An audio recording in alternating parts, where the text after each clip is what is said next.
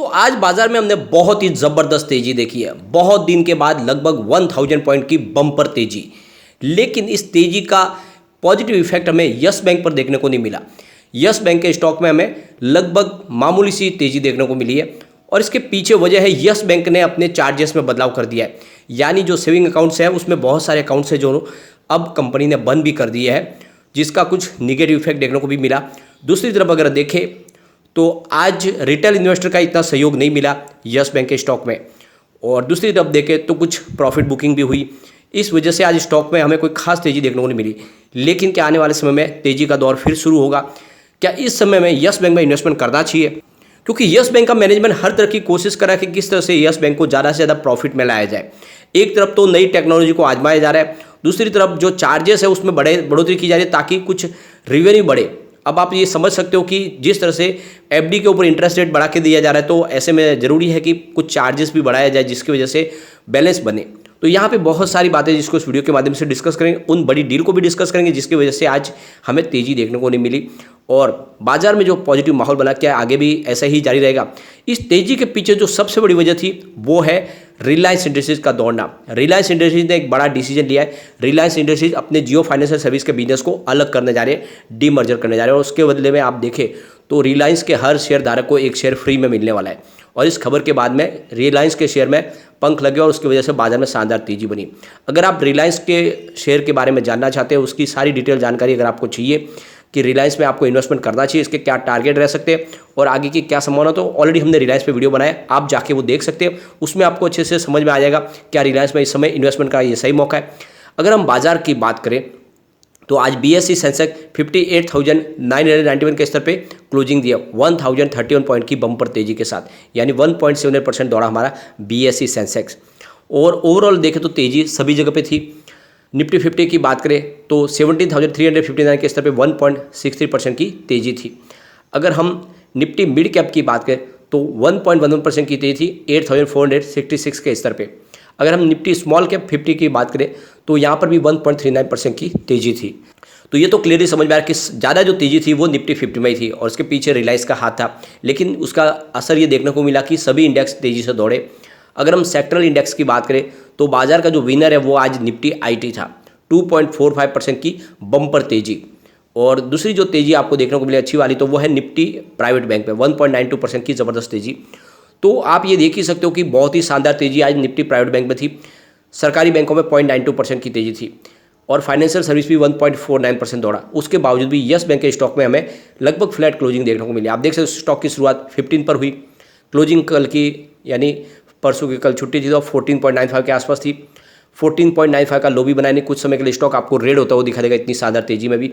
High 15.20 की बनी, लेकिन दबाव की वजह से स्टॉक फिर नीचे आया, जहाँ पे शुरुआत हुई थी वहीं पर क्लोजिंग हुई, यानी 15 के आसपास ही क्लोजिंग हुई 0.33% की तेजी के साथ में। अब वॉल्यूम अगर देखें तो पिछले एक महीने पहले इसका 22 करोड़ का वॉल्यूम था, 6 करोड़ की डिलीवरी उठाई गई थी। 1 वीक पहले 11 करोड़ का वॉल्यूम था, 3 करोड़ की डिलीवरी उठाई गई थी। और परसों 13 करोड़ का वॉल्यूम था, 5 करोड़ की डिलीवरी उठाई गई। और आज देखें तो 12 करोड़ का वॉल्यूम हुआ। तो यहाँ पे बड़ी अपडेट निकल के आ रही है, यस बैंक ने अपने सेविंग अकाउंट के चार्जेस को रिवाइज किया है और आप ये देख सकते हो कि कुछ चार्जेस इन्होंने बढ़ाए भी है और कुछ स्कीम जो सेविंग अकाउंट के जो स्कीम्स थी उनको बंद भी किया है। तो यहाँ पे आप देख सकते हो कि यस बैंक ने अपने इंटरेस्ट रेट में भी कुछ बदलाव किया है। जो यहाँ पे देख सकते हो कि जो सेविंग अकाउंट के ऊपर इंटरेस्ट रेट है वो इस समय 4% से 6.25% के आसपास दिया जाएगा। और ये जो आपको इंटरेस्ट रेट है जिसमें आपको बदलाव दिखाई दे रहा है, इसके पीछे वजह है सेविंग अकाउंट की बैलेंस, उस बैलेंस के हिसाब से। और इसके अलावा सीनियर सिटीजन्स और उस अलग अलग जो स्कीम्स है उसके तहत यहाँ पे आपको इंटरेस्ट रेट में फ़र्क दिखाई देगा।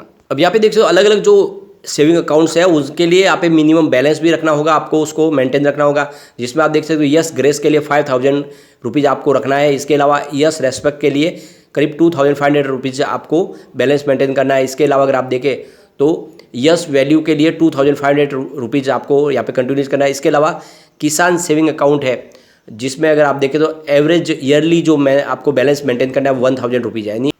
अब अगर आप ये मेंटेन जो बैलेंस रखना है हर महीने और हर साल के हिसाब से अगर आप नहीं रखते तो 125 रुपीज़ आपको इसके ऊपर चार्ज लगने वाला है। किसान सेविंग अकाउंट के ऊपर भी 100 रुपीज़ पर एनुअल चार्ज लगने वाला है। तो कुल मिला के जो भी बैलेंस मेंटेन नहीं करेंगे उनको ये चार्ज पे करना होगा। अब जो भी सेविंग अकाउंट है जिसमें आप देखें तो 30 चेक है जो फ्री मिलने वाले हैं, जिनमें सीनियर सिटीजन हो, इसके अलावा डिफरेंटली एबल्ड जो पीपल है उसके हिसाब से, और जो इसके अलावा जो फ्री है सेविंग अकाउंट खोला हुआ प्रो प्लस वेरिएंट्स के माध्यम से, और जो फ्री सेविंग अकाउंट है प्रो मैक्स, उनके लिए भी यहाँ पे देखें तो 30 चेक्स है जो फ्री मिलेंगे आपको। इसके अलावा देखें तो जो डेबिट कार्ड चार्ज और दूसरे जो चार्जेस है उसमें पहले 149 थे, उसको बढ़ा के 199 कर दिया गया है, और जो पहले 199 थे उसको बढ़ा के अब इस बार 249 कर दिया गया है। तो चार्ज बढ़ा दिया है यस बैंक ने, और इसके पीछे सबसे बड़ी वजह है कि इस समय प्रॉफिट को बढ़ाना है, और इसके लिए ज़रूरी है कि अकाउंट के ऊपर चार्ज बढ़ाए। ऑलरेडी इससे पहले अगर आप देखें तो हमने डिस्कस भी किया कल परसों के वीडियो में, जहाँ पे इन्होंने एफडी के ऊपर सबसे शानदार इंटरेस्ट रेट प्रोवाइड किया है, तो वहाँ पे इनको काफ़ी ज़्यादा खर्च बढ़ रहा है। तो ऐसे में उसको बैलेंस करने के लिए इन्होंने सेविंग अकाउंट के ऊपर भी चार्जेस बढ़ा दिए, जिसकी वजह से आने वाले समय में इनको उसका जो है लोड न पड़े किसी प्रकार का। अब यहाँ पे हम देख सकते हो कि आज काफ़ी बड़ी डील भी हुई, जिसमें कुछ डील है जिसमें खरीदारी भी हुई और कुछ बिकवाली है, जिसकी वजह से एक बैलेंस बना, कोई बड़ी खरीदारी देखने को नहीं मिली। आप देख सकते हो सुबह बाजार खुलते ही 9:21 पर 15.05 की प्राइस से 11,33,000 शेयरों की खरीदारी हुई। उसके बाद देख सकते हो 9:40 पर यहाँ पे 15.05 की प्राइस से 19,83,000 शेयरों की एक और खरीदारी हुई। उसके बाद 10:18 पर 15.05 की प्राइस से 16,70,000 शेयरों की बिकवाली हुई। उसके बाद 11:54 पर 15.05 की प्राइस से 16,47,000 शेयरों की एक और बिकवाली हुई। तो फिर 11:54 पर 15.10 की प्राइस से 25 लाख शेयरों की खरीदारी हुई।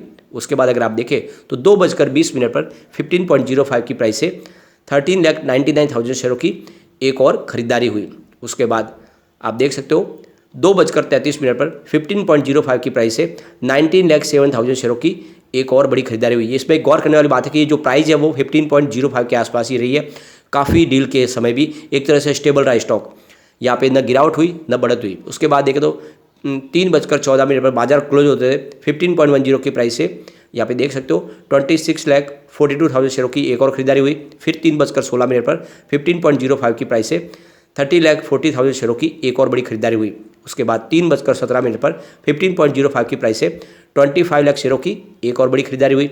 उसके बाद 3:21 पर 15.05 की प्राइस से 21 लाख शेयरों की एक और बड़ी खरीदारी हुई। उसके बाद बाजार क्लोज होते 3:28 पर 15.05 की प्राइस से 16,31,000 शेयरों की बिकवाली हुई।